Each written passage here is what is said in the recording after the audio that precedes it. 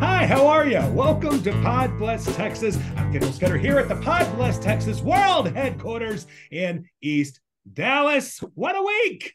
What a week. A lot of stuff's happened this week, from Ken Paxton to Donald Trump, and all the assholes in between. We've dealt with a lot this week, and I have a great guest today that's going to help us walk through and dissect a lot of that. You may not know her, but you know her organization. It was created out of frustration from Governor Abbott during his last election. Just kind of a group of moms that got pissed off and stood up and did the right thing, raised tons of money, and spent it to try to beat Greg Abbott. They weren't successful. However, they are not going quietly into that good night. Nancy Thompson is working her butt off around the state of Texas to continue this fight to beat Ted Cruz. Welcome to Pod Bless Texas, Nancy Thompson of Mothers Against Greg Abbott. Thank you so much, Kendall. I'm so happy I'm here. I'm just tickled you're here, Nancy. I love your hat. Thank you. I like my hat too.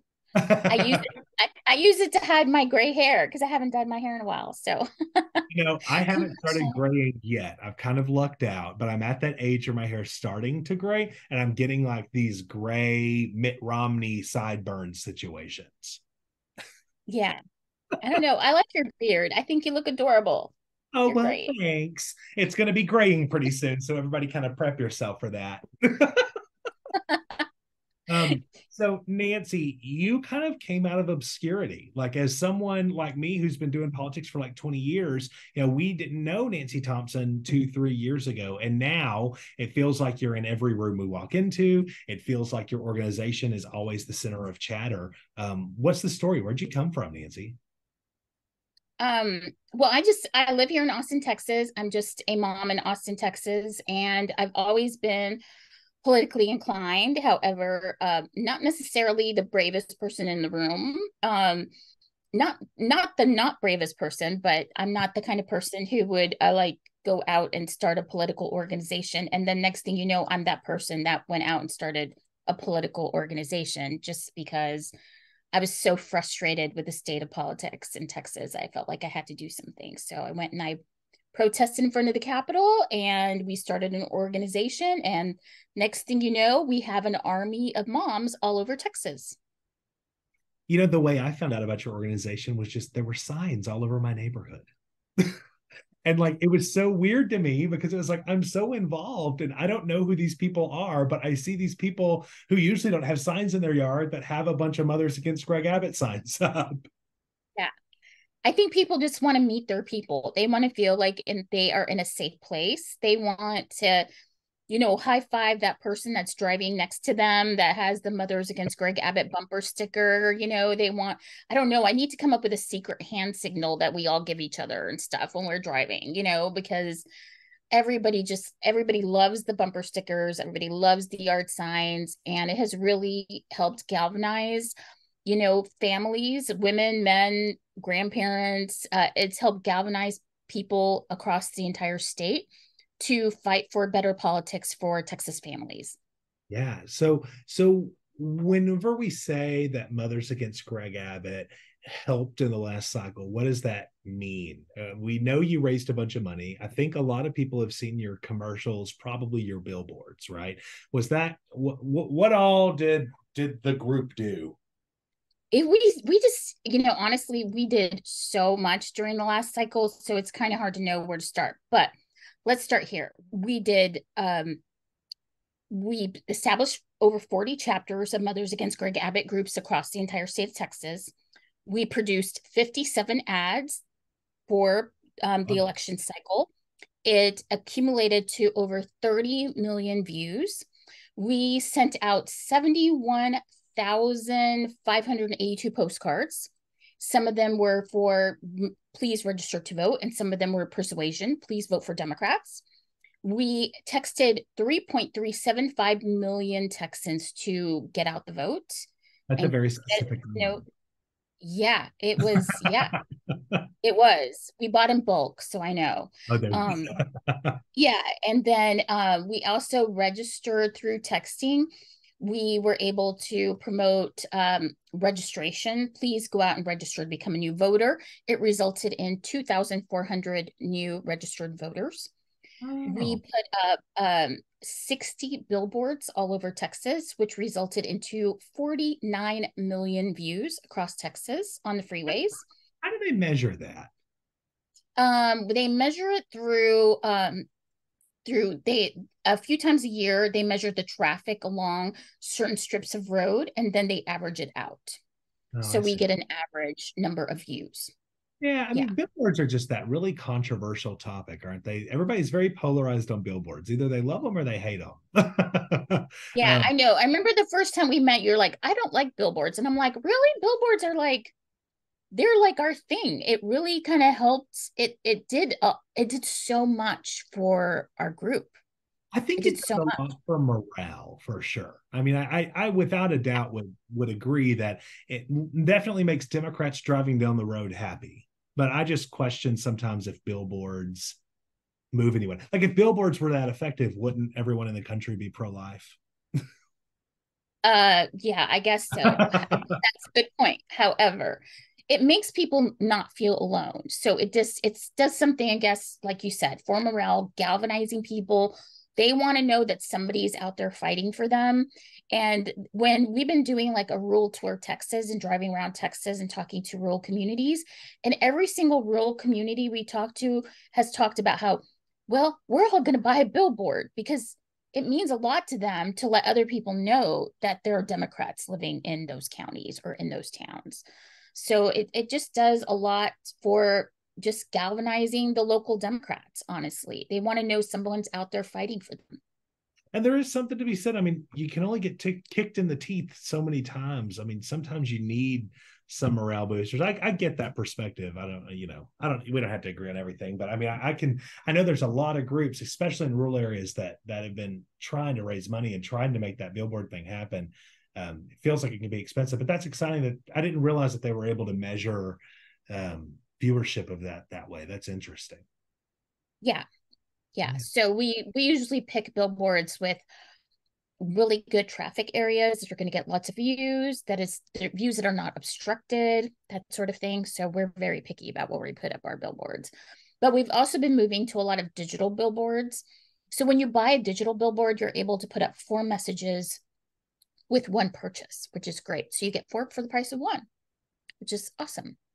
Oh, that's interesting. And y'all also, where my passion kind of lies is this, like investing in party infrastructure. Everybody always on Pod Bless Texas hears commercials for Represent Texas PAC, and they'll hear one again today, right? About just trying to invest on like kind of that local level, helping build county parties. Y'all did some of that work too, didn't you?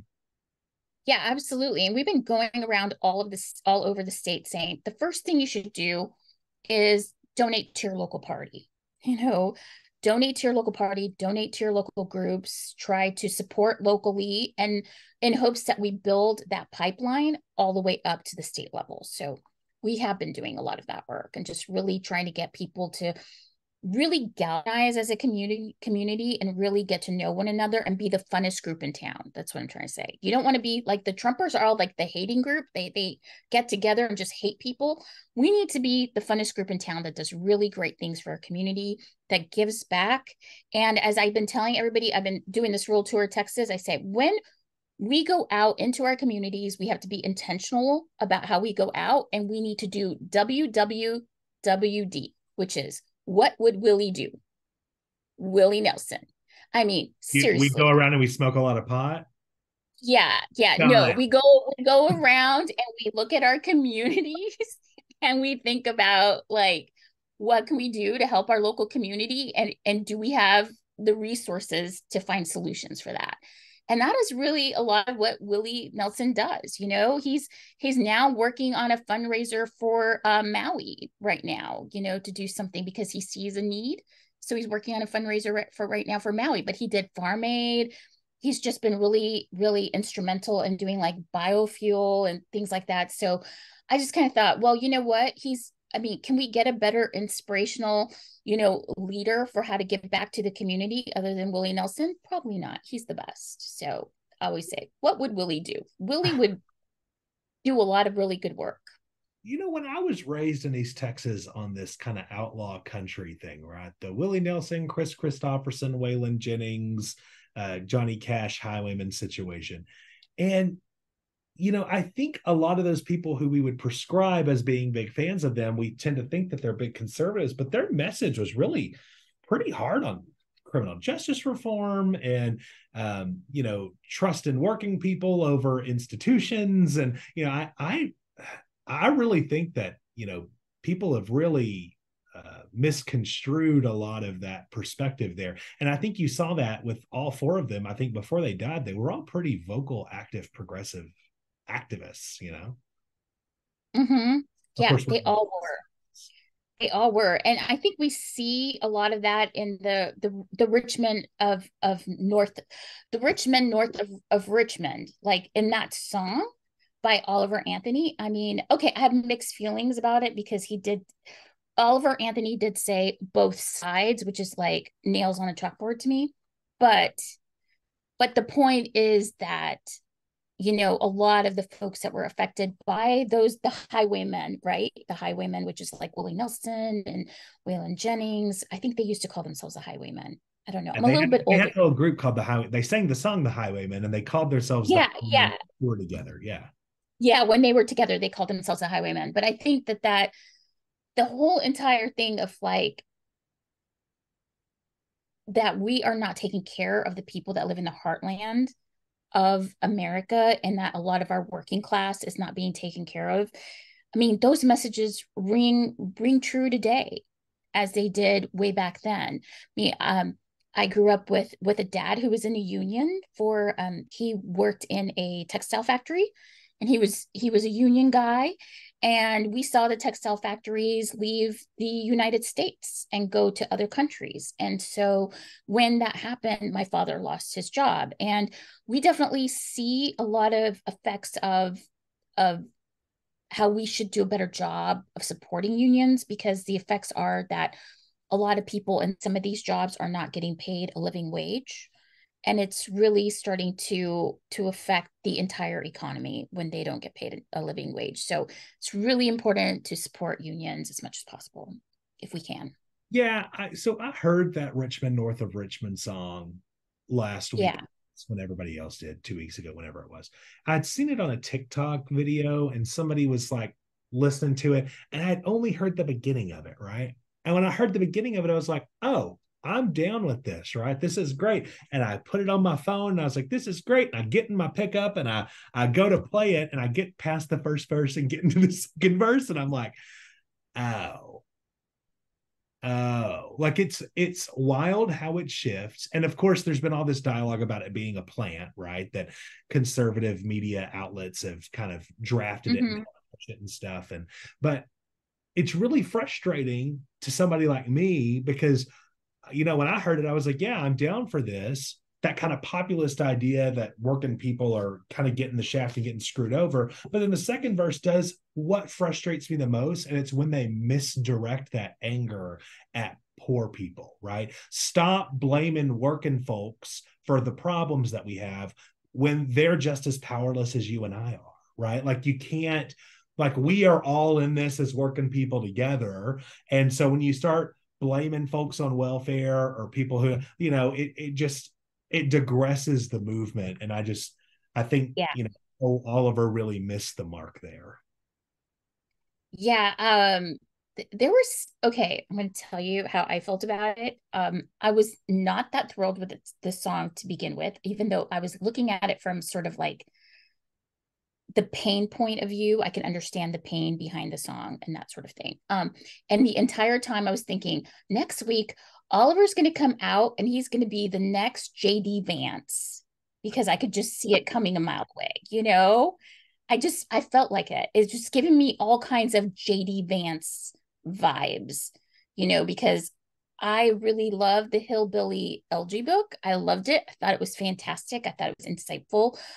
I was really into learning about poverty at the time. And so I dove into a deep learning about poverty when that book went out, and it really changed me as a human being.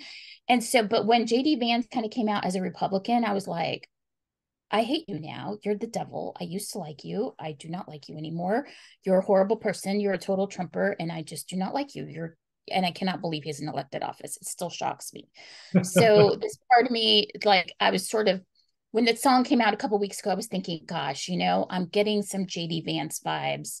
Holy cow, this is probably not going to end well. So I'm very cautious when it comes to. Well, I just, when liberals or progressives try to talk about, the problems that like middle America and rural America, whatever, face, they always do kind of what you and I have just done during this podcast, where we talk about poor folks or we talk about people in poverty. When I think I would bet you money that the vast majority of those folks would not identify themselves as poor or in poverty, even though they are by thresholds and metrics, right? They consider themselves working folks. So I tried to correct myself earlier, just disclosure on when I was going through that. It's like, they're proud folks. They work hard. They want to feed and deliver for their families. And of course they support people like Donald Trump because they're pissed off at a system and they see this guy lighting it on fire. But people like us look at it and it's like, yeah, lighting it on fire is not what's going to fix it.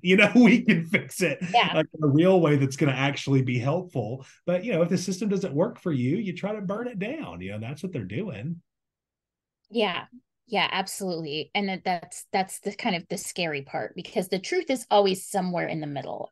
I feel like we try to get out a message about how we can help the poor people, and then sometimes Democrats aren't always good about getting out that message, because it always gets twisted by the Republicans as like we're giving them a handout. We're really not, but people really do need a lift up.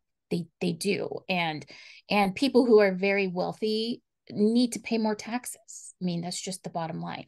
When they pay more taxes, we can all have nicer things. We can have, free meals in schools like they passed recently in other states. I mean, that's what happens when you have, some Democrats in elected office, and you have some not conservatives, but you have higher taxes to the wealthier bracket, and then you're able to pass on really good benefits to the people that live in that state. So we want to do good things. I think Democrats want to do good things. We need to message better. And pivoting that discussion a little bit to the news, right, is that wildly enough, the big Republican push in Texas right now that we're about to have a special session over is to create a new entitlement program, to create a new system of handouts, but only handouts that go to rich folks, right?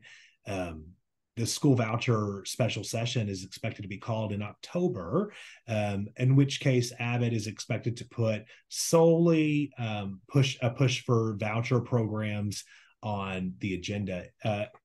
Is your organization, now that the election's over, are y'all working to combat Abbott and his policies throughout this process, or are y'all looking straight at the next election in 2024? Oh, we are looking straight at the next special session, which is the voucher session right now. So as you may remember, we did an ad during the legislative session. We did an ad, a Friday Night Lights ad. I don't know if you remember seeing that one, but it's really rare for an organization to do ads during a legislative session. But we went ahead and we did it, and it's perfect timing because it turns out that they're having a special session in October, just in time, perfect timing for the Friday Night Lights ad. It could not have been better timing. So what we're doing right now is we're gathering as a group. We have we're getting our all of our chapters and all of our people organized to write postcards to their legislators. We are getting ready to raise money so we can play that Friday Night Lights ad all over Texas. We have a plan for that. And then we are going to show up and protest. We're going to show up during that special session. We're going to be in the chamber.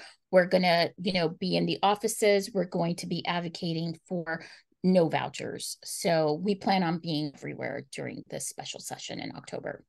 Yeah, and for listeners who feel like they need a bit of an explainer on vouchers, we'll do an episode probably next week or the week after where we kind of dive really hard into public education policy in the state. People who listen know that that's kind of where my heart's at, and I could talk about it forever. So I'm going to spare everyone the voucher explainer right now, but in the next week or two, we'll put a solid explainer in there. So Mothers Against Greg Abbott. We're here with Nancy Thompson, who is the founder of that organization.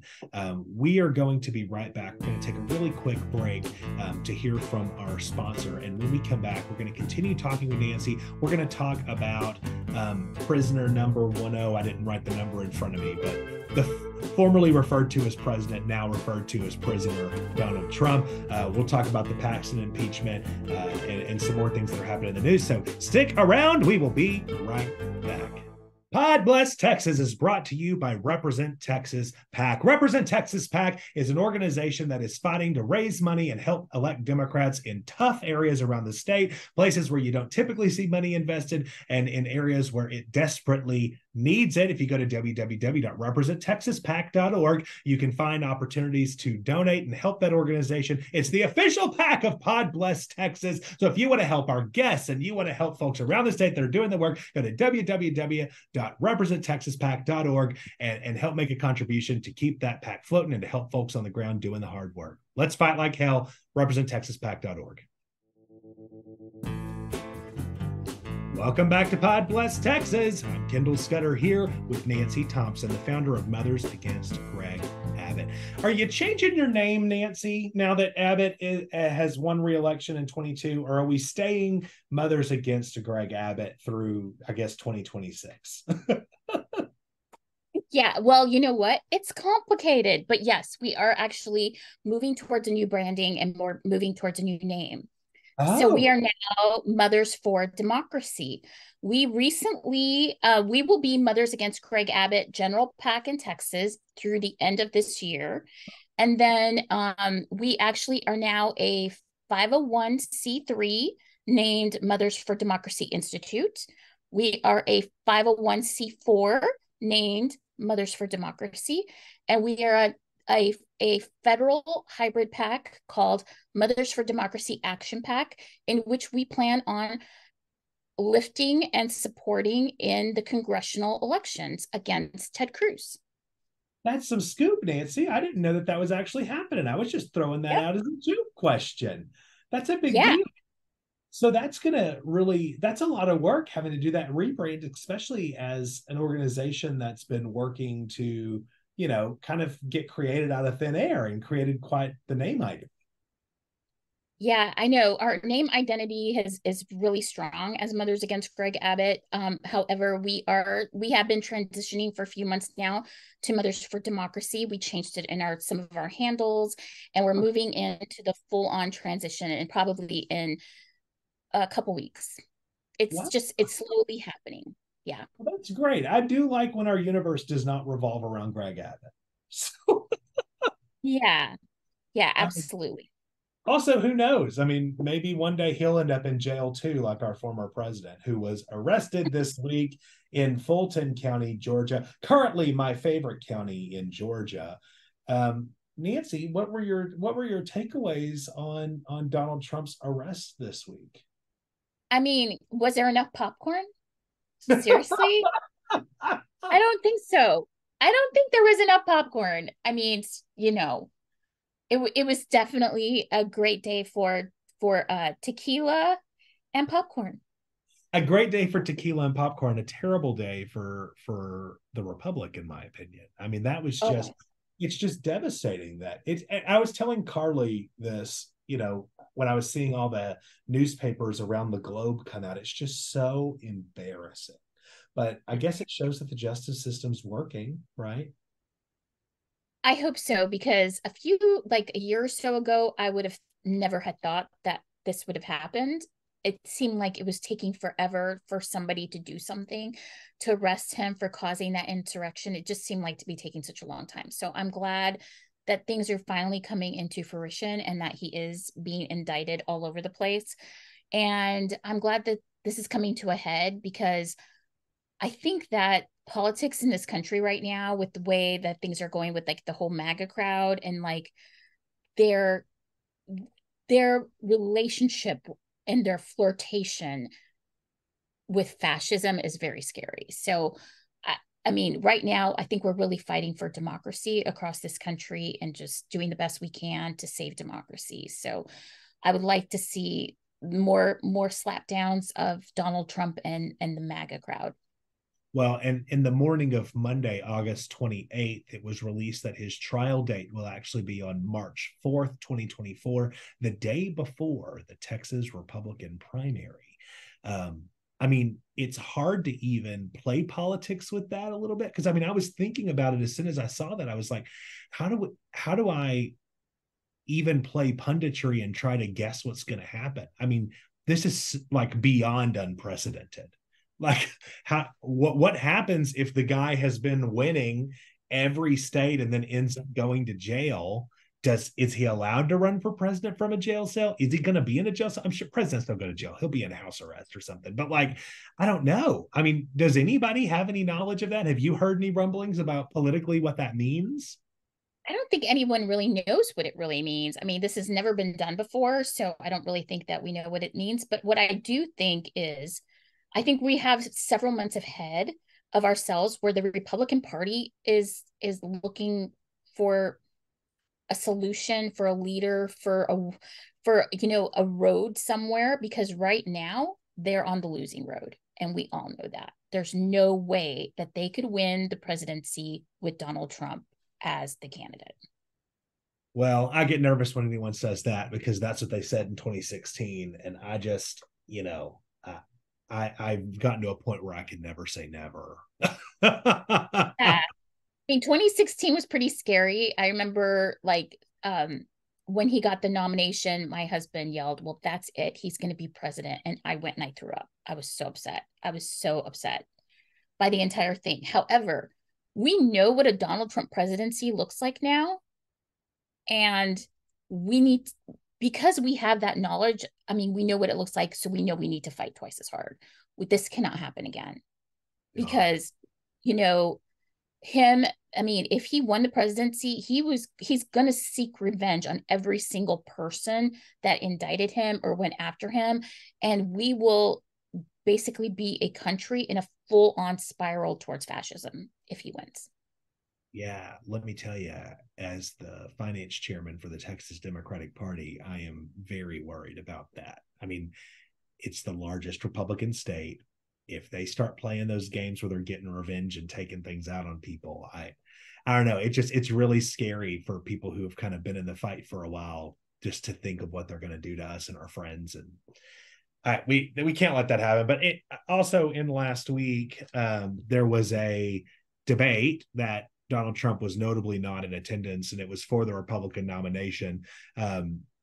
Good call, bad call to not be present. What do you think, Nancy? Well, it was a good call to not be present, because either way, he was the only thing talked about. So it was a win-win for him, because, the number one thing that everybody talked about in the debate was Donald Trump, and if he was there, he would have made it all about him anyway. So basically it was all about him, no matter what. He won.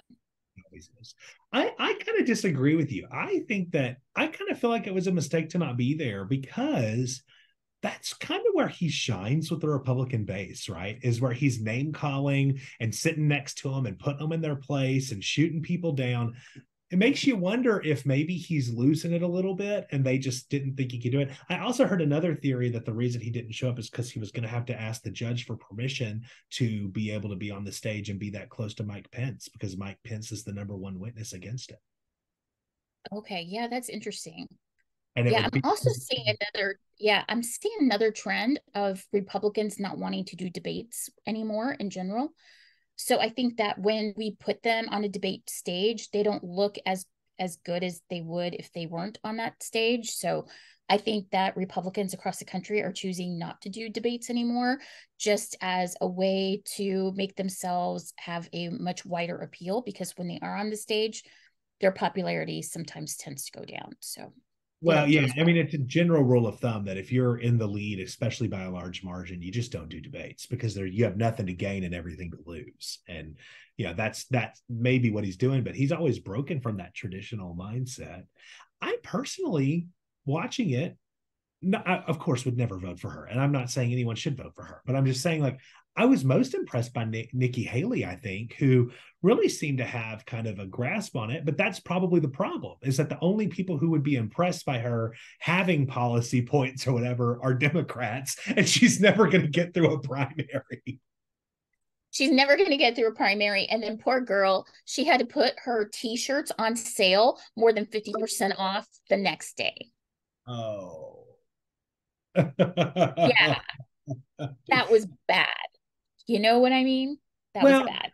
Like I think what I appreciated about her the most, I hated most of what she talked about, but I appreciated when she went in on Ramaswamy about Ukraine and kind of leveled with realism about how important it is to stand behind Ukraine. And like, you don't hear a lot of that. It's kind of brave in a Republican primary to do that right now because they've gotten so nutty.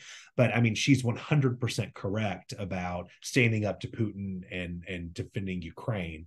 And then also when she kind of leveled with everybody and was like, look, we should all be able to agree that a woman shouldn't go to jail because she terminated a pregnancy. And like, that was kind of brave to say on a debate stage too, in a Republican primary. Yeah, absolutely. Especially with all of these men on that stage that were just basically telling the women of America, I'm going to take away your rights. I become president. You have no rights. I'm going to take them away. And that was just, I mean, I couldn't even believe what I heard. That was just mind-boggling to me. Well, I mean, I could believe what I heard because that's who they are. But the thing is that all of American women are listening to them. And we all know what's about to happen. So if they think that women are going to vote for that, I think they have another thing coming. Well, and just for the record, Nikki Haley also wants to make sure we take everyone's rights away. She just doesn't want to put you in jail. So she's one step closer to us, but still not where she needs to be. Yeah, absolutely. And I crack up at she goes after like DEI and critical race theory and all this stuff. And yet her future son-in-law is Black. And I'm just like, how can you say this stuff? You're probably going to have children who are definitely multiracial, right? And need to learn the truth about history and culture and their race and his, and they need to learn the truth, and they deserve to learn the truth in history. But she beats that, culture war thing to death. It's also really weird to hear a lady who literally changed her name because of racism in America so she could perform better on a ballot. Her actual name is significantly South Asian. I don't even know what the name is. I've seen it several times, but it's a very long, difficult to pronounce in if I'm Western like I am, and went to public Texas. But she changed her name to run for office in South Carolina, and now is walking around pretending like racism doesn't exist. Well, if it doesn't exist, Nikki Haley, go back to your original name. Right. She knows that Republican primary voters have that systemic racism and would have never let her be a nominee in South Carolina because that's how they operate. Yeah, that is true. That is absolutely true. It's really disappointing. It's absolutely disappointing. It is. But so also we promised we'd talk a little bit about Ken Paxton's impeachment trial. I don't know if you have any insight on any of that, but rumors had floated this weekend. Something that I had actually been saying, if I had had a podcast a month ago, you would have heard me saying this. I was talking to Lillian about it. I don't believe that he's going to make it to a trial. I think he's going to resign before the trial, right? Because I think he resigns before the trial so he doesn't have to testify, and then immediately files to run for that office in its vacancy. And then he just can wipe it all clean, and he'd win a Republican primary to get there. That's what I think he would do. And so rumors swirled this week that that's actually something that may be being considered. He came out, put a statement out on Monday morning, August 28th, that that's not what he's going to do. Do you believe it, Nancy? What do you think? Is there going to be a trial in the Senate? I really don't know what to think, but I think that there's going to be a trial in the Senate. I'm hoping. I think a lot of people are prepping for a trial in the Senate right now. Do I think it's going to be a fair trial in the Senate or a just trial in the Senate? No, I don't. I mean, obviously, I think Dan Patrick's already been bought off. I mean, follow the money. We already see people being bought off. Yeah. So I don't think that this is all kosher. I think that they're definitely planning on stealing, this whole entire thing, and it's probably going to work out in his favor, and he's probably just going to go back to his elected office. And if that happens, we plan on pounding it into the ground, the level of corruption in Texas Republicans. We're going to pound it into the ground. We're going to make ads about it. We're going to go after the Republican Party as being corrupt. And so we plan on doing that and highlighting that. His indictment, from what I hear, and especially some of the documents that haven't been released yet, is so damning that, I mean, I hear that even the most conservative or Republicans, as they start to look at it internally, are just saying there's no way he's going to get through this in the Senate if it goes to trial, which is shocking. I mean, I don't know. I can't wait to see it. And surely we'll do special Pod Bless Texas episodes to cover it. Yeah, I mean, exactly. I'm hoping that at least I get to go to the gallery a day or two and watch the whole thing, because I think I need that in my life. I need to watch it. If you can remove yourself from just how terrible it is for people and our government and our society, and just watch it as if it's reality television, it becomes a lot more fun to watch. Yeah, absolutely. Absolutely. And just think, he could have saved us from a lot of this pain if he would have just paid the people that he owed $3.3 million to. If he paid those guys off and just paid them the money that they deserve to get, that they got in this lawsuit, instead of paying $3 million to Dan Patrick, this wouldn't have been a problem. Right.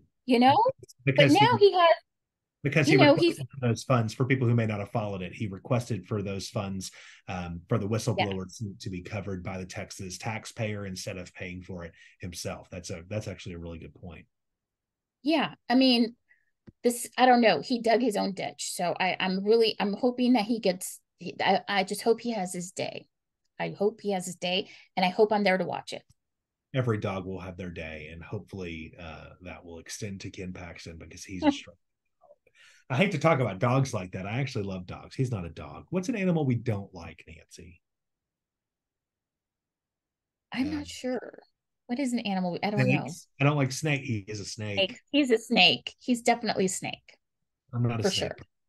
I grew up on a chicken farm, and once when I was a kid, we would have to go out at night and we'd shoot snakes and water moccasins and whatever that would get inside of our chicken coops, right? Because they eat all the eggs and they eat our chickens and stuff.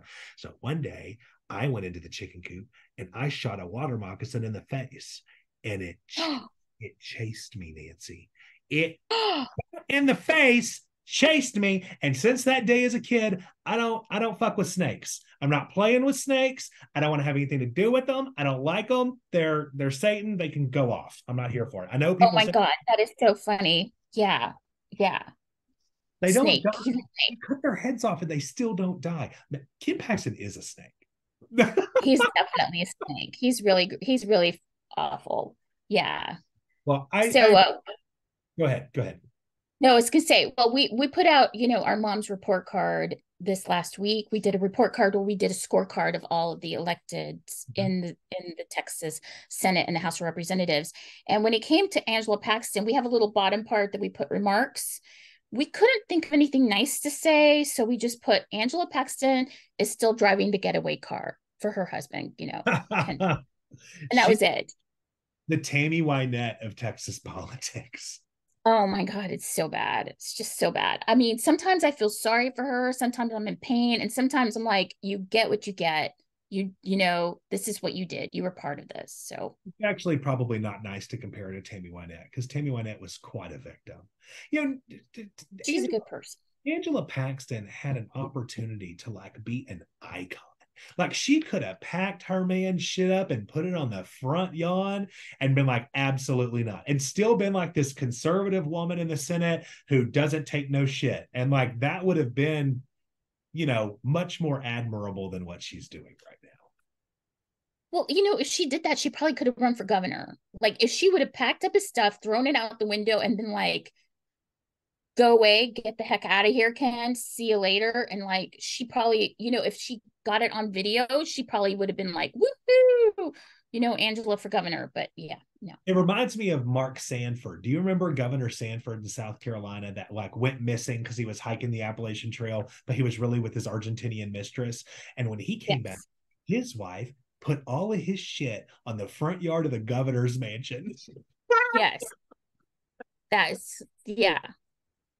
That's what she should That do. is true. Anyways, well, Nancy Thompson, a That mother, is very true.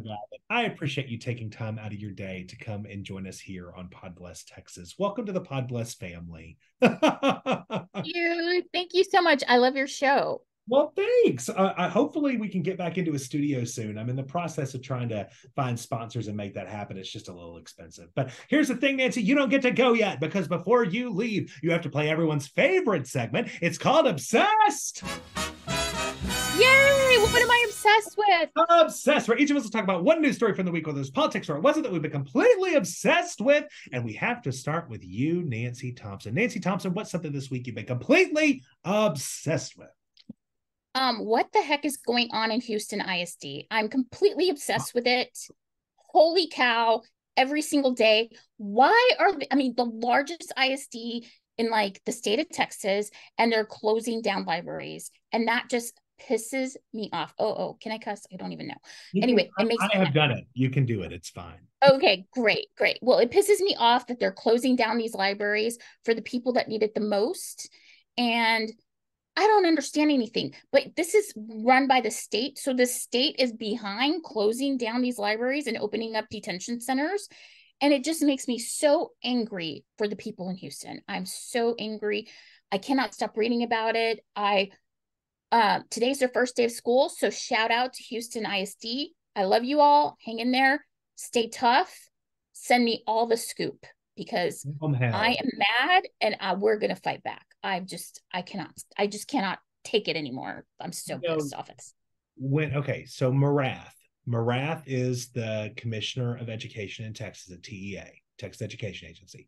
Yep. He used to be on the school board here in Dallas. When he was on the school board here in Dallas, our superintendent was Miles, who is the guy that the state appointed to be the superintendent in Houston. And we chased him straight out of Dallas. I mean, he did some really bad stuff here in Dallas when it came to the way he treated our teachers and setting up curriculum. And I mean, it was just outrageous. He was run out of town. And in typical Republican fashion, what do? You find him another gig and take care of him. Yeah. Outrageous. Awful. It is mind-boggling, awful, outrageous, wrong. Good old boys club in the works right there. And you know what? As a Texas mom, all I have to say is I'm tired of this shit. We've had enough. We're going to fight back. And this is bullshit. And trust us, moms know bullshit when we see it. And when we smell it, we know it. And this is bullshit. I'm really proud of those moms that have been going to those school board meetings and just giving him hell. And I hope they keep going. If there's anything that we can do to help, and I'm sure the same for your organization. If you're one of those moms or you know those moms and they need some kind of help, you holler and let us know. And we're going to figure out what we can do to help them out in those efforts. Good obsessed. Good obsessed, Nancy Thompson of Mothers Abbott. My obsessed this week is something that I had never occurred to me and had never been brought to my attention. But as you know, because of my position with the state party, I have to go around the state a lot and I get to spend time with a lot of really cool folks. And this week I went to Wood County, and Wood County, which is Quitman, Mineola, that area, Yanis. Wood County has a sheriff there who identifies as a constitutional sheriff. And I did not know what that was. Apparently, Joe Arpaio of Maricopa County, Arizona, created an organization called the Constitutional Sheriffs and Police Officers Association. And that organization exists to train sheriffs on how to stand up against tyranny, allegedly. And constitutional sheriffs believe that they are the highest ranking individuals in their county, higher ranking than the governor, higher ranking than the president in their counties, and that they have the authority to decide what is and is not constitutional. Apparently, there are over 25 constitutional sheriffs in the state of Texas. Did you know that, Nancy Thompson? No, I had no idea. No idea. They It is believe anything with Joe is terrifying from Maricopa. 100%. They believe that is their responsibility to stop enforcement of mask mandates that they deem unconstitutional, and to take up arms to protect election centers, which is nothing short of voter intimidation, right? I mean, they are the fringiest of fringe. They create posses of just regular citizens that they dub deputies, and they have them, perform special tasks that the sheriff wants done. It's terrifying. So the Wood County Democrats have been pushing back really hard on that. They asked me to come to their meeting with the sheriff last Thursday, so I went to Wood County. Admittedly, their sheriff was actually not as he's a Republican still, and he's a radical, but he's not as radical as I was expecting him to be. Seemed very surprised at what that organization was. And we're coming to him with evidence, being like, buddy, you're paying dues into this organization that is bonkers, and you may not understand what you're doing, and trying to shove that. But good on the Wood County Democrats. That's what I've been obsessed with this week. It is really tough to be in a rural area where you have literally no Democrat elected in your county, and to stand up and push back and to start organizing coalitions that are outside of your party, just to say, we're not going to let that happen in our county, and we're going to fight back. And if you choose to do it, we're going to first try to beat you in a primary, and then we're going to beat you in a general. And like, I just loved it. Chairwoman Judy Traylor and their club president Maddie Parker, and just a lot of really good folks that are working hard to do the right thing in Wood County. That's what I've been obsessed with this week, is not only the concept of a constitutional sheriff, but also just the grit of a Texas Democrat. And I've just been impressed that that's what I've been obsessed with this week. That sounds great. I love it. I love it. I love that whole vision of grit of a Texas Democrat. Yeah. I love that. So that's going to give me power today. Good. I hope it does. I hope it gives you power for the year, right? We get kicked in the teeth all the time. You just got to get up and keep fighting. Get some grit. Get some Democrat grit. That's right. So that's what I've been with this week. And that was Obsessed. All right. Nancy Thompson of Mothers Against Greg Abbott, thank you so much for giving us an hour of your day today for Pod Bless Texas. We really appreciate you. Thank you. Thank you so much for having me. No problem. If somebody wanted to follow you, your organization, the work you're doing, where would they go to do that? mothersagainstgregabbott.com. Okay. And soon to be mothersfordemocracy.com. So we have both. Okay, so take your pick, guys, whether you're for democracy or against Greg Abbott. If you want to be for something or against something, you have a website.